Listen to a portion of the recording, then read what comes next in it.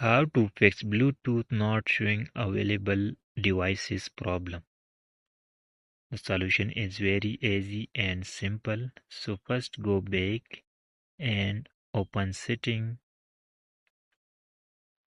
Now scroll down. Now click on app management. Now click on app list. Click on three dot upper right side. Click on show system. Now tap on search bar and type Bluetooth.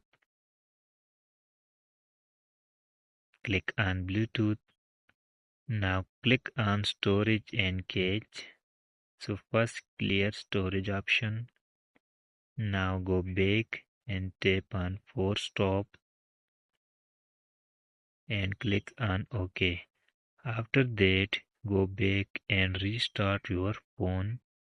After restarting, this problem will be fixed easily.